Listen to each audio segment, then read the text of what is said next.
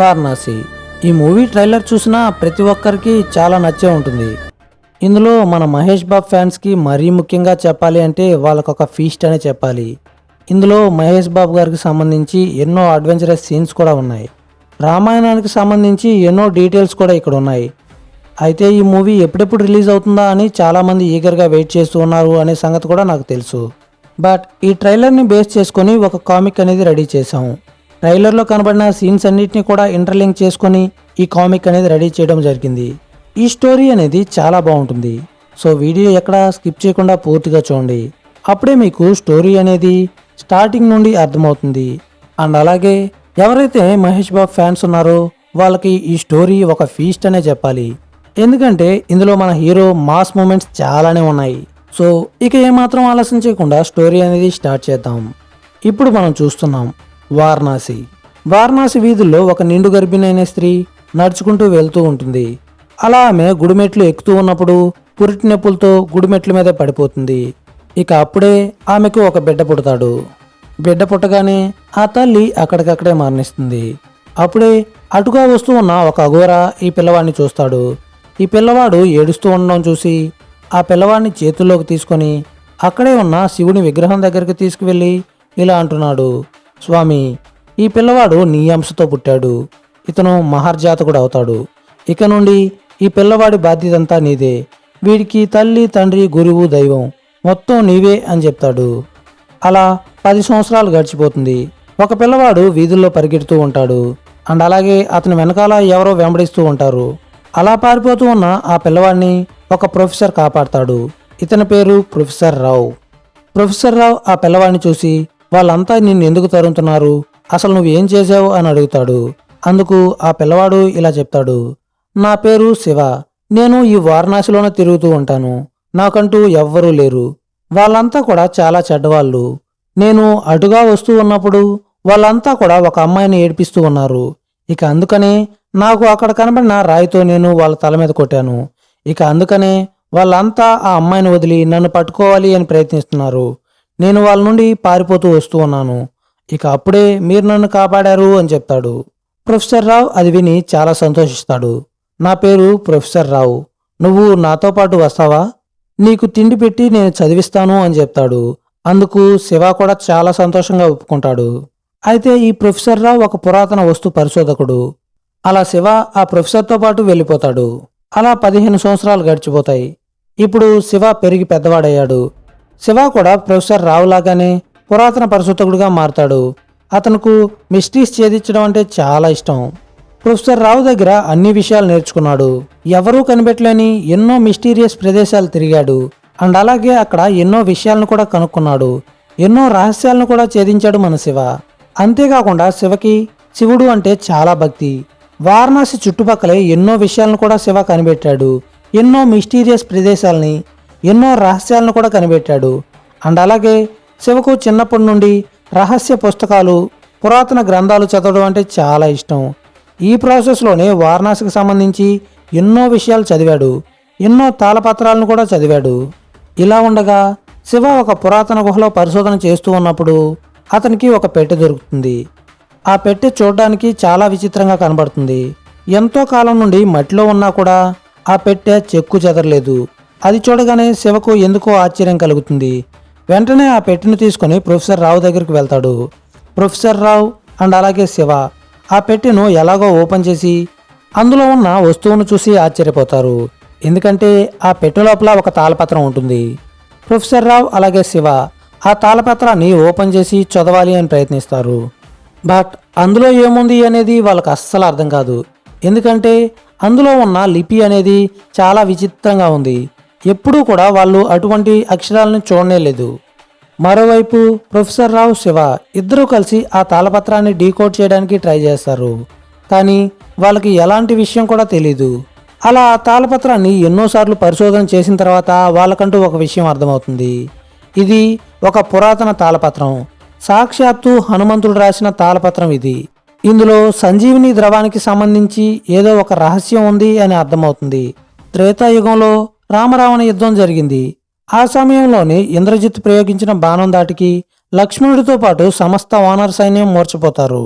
ఇక అప్పుడు హనుమంతుడు వాళ్ళందరినీ కాపాడడం కోసం, మృత సంజీవిని తీసుకురావడం కోసం ద్రోణగిరి పర్వతాన్ని తీసుకుని వస్తాడు.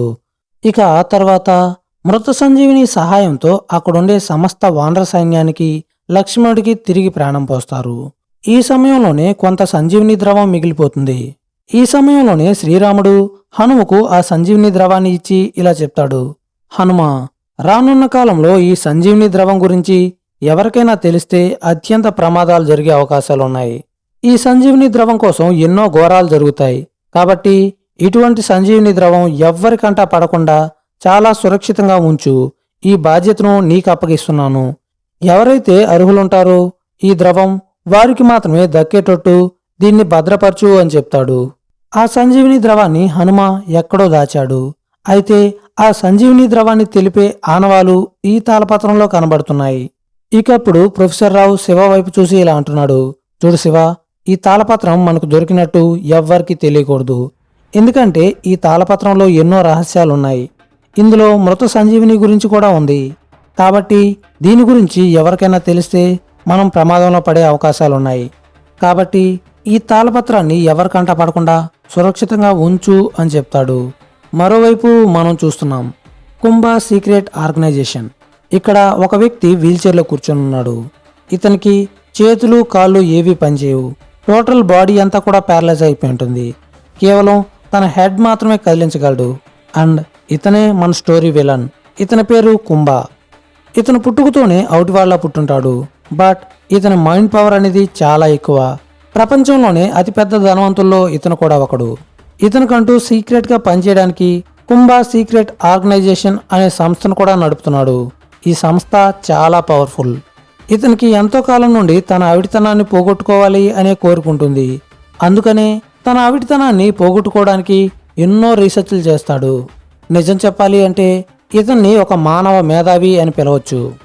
ఇతనికి కాళ్ళు చేతులు ఏవి పనిచేయకపోయినా కేవలం తన మైండ్ పవర్తోనే తను ఏం చేయాలనుకున్నా అది చేస్తాడు. చాలా కాలం నుండి ఇతను రహస్య తాళపత్రాల కోసం వెతుకుతూ ఉంటాడు. అయితే ఈ తాళపత్రాలే శివకి దొరికాయి అని తెలుస్తుంది. అప్పుడు కుంభా తన అసిస్టెంట్తో ఇలా చెప్తాడు, మీరు ఆ ప్రొఫెసర్ రావుని శివని ఒక కంట కనిపెట్టండి. అండ్ అలాగే ఆ తాళపత్రాలు ఎక్కడున్నా సరే నాకు కావాలి అని చెప్తాడు. ఇప్పుడు మనం చూస్తున్నాం శివను ఎవరో ఫాలో అవుతూ ఉన్నారు.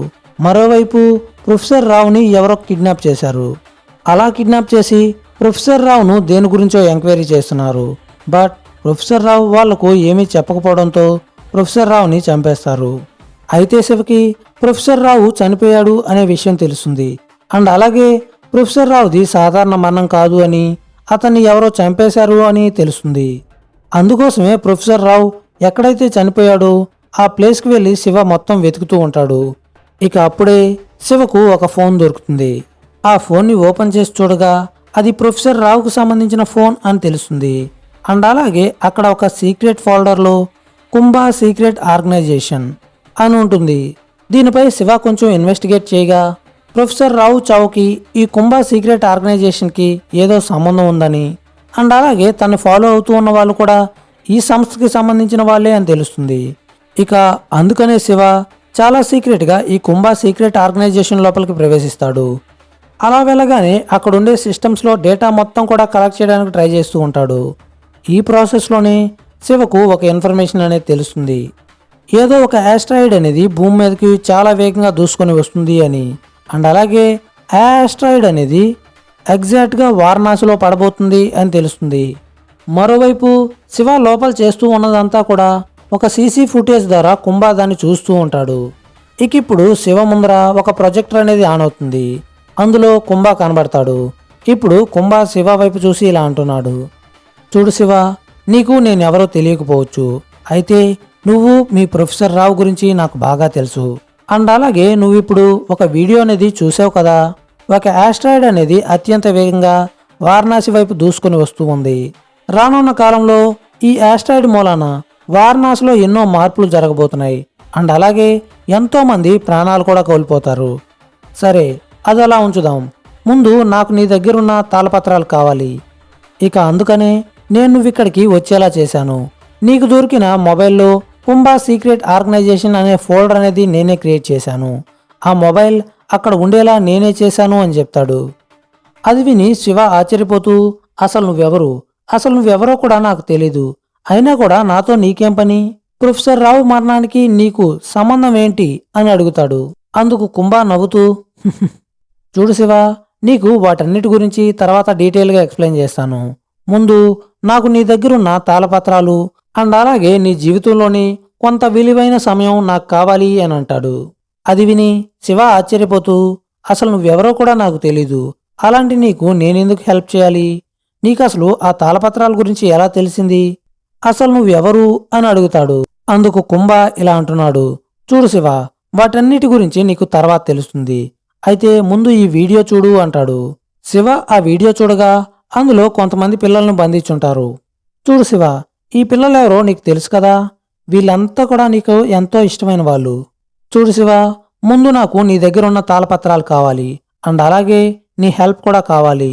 అప్పుడు మాత్రమే ఈ పిల్లలు సురక్షితంగా ఉంటారు. లేదంటే అన్యాయంగా ఈ పిల్లలంతా చనిపోతారు. అందుకు కారణం నువ్వే అవుతావు అని చెప్తాడు. చూడు శివ, ఇందులో నువ్వు ఎక్కువగా ఆలోచించాల్సింది ఏమీ లేదు. నువ్వు ఆలోచించుకోవడానికి నేను నీకంటూ కొంత సమయం ఇస్తున్నాను. నువ్వు ఆలోచించుకున్న తర్వాత నీ ఉద్దేశం ఏంటో నాకు చెప్పు. మనం మళ్ళీ కలుద్దాం. అంతవరకు ఈ పిల్లలు నా దగ్గరే సురక్షితంగా ఉంటారు అని చెప్తాడు. దీంతో ఆ ప్రొజెక్టర్ అనేది కట్ అయిపోతుంది. ఇప్పుడు మనం చూస్తున్నాం, శివ తన దగ్గరున్న పురాతన తాళపత్రాల్ని డీకోడ్ చేయడానికి ట్రై చేస్తూ ఉన్నాడు. ఈ ప్రాసెస్లోనే శివ ఇలా ఆలోచిస్తున్నాడు, నేను ఆ కుంభాకి హెల్ప్ చేయాలా వద్దా? ఆ చిన్నపిల్లల్ని కాపాడాలి అంటే నేను ఆ కుంభాకి హెల్ప్ చేయాలి, తప్పదు. ఇలా ఆలోచిస్తూ శివ ఎట్ లాస్ట్కి ఆ తాళపత్రాలని కుంభాకి ఇచ్చి ఆ చిన్నపిల్లల్ని కాపాడాలి అని అనుకుంటాడు.